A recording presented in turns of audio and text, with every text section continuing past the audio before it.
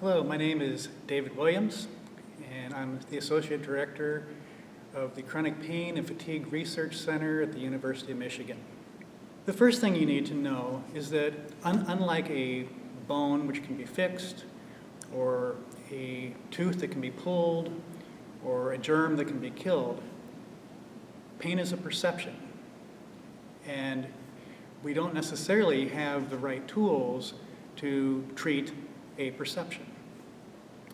What we do know is that while we are able to treat acute pain fairly well, chronic pain is still a challenge to us. And with chronic pain, we still have a lot of research yet to do, and we need to come up with ways that we can manage chronic pain more effectively.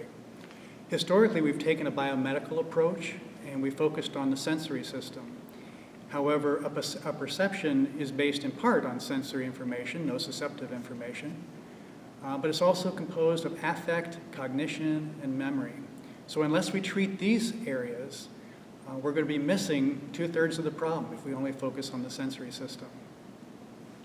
The second thing you need to know is that there are a number of approaches that can be used. They're non-pharmacological approaches, psychological approaches, for example, that can be used to attack the affect and the cognitive aspects of pain. Many of these approaches, such as exercise or cognitive behavioral therapy, have a great deal of evidence of being efficacious and effective when used in the context of medications or pharmacological approaches. Many times these can be offered in person, but there's also opportunities to access these self-management approaches, these non-pharmacological approaches, in online formats. The third thing that you need to know is that as a clinician, if you are going to be recommending self-management approaches, it's very important that you remember to ask about them with the same regularity, the same frequency, and enthusiasm that you ask about medications. If you recommend that patients use a self-management approach, chances are they're going to attempt to do what you've recommended.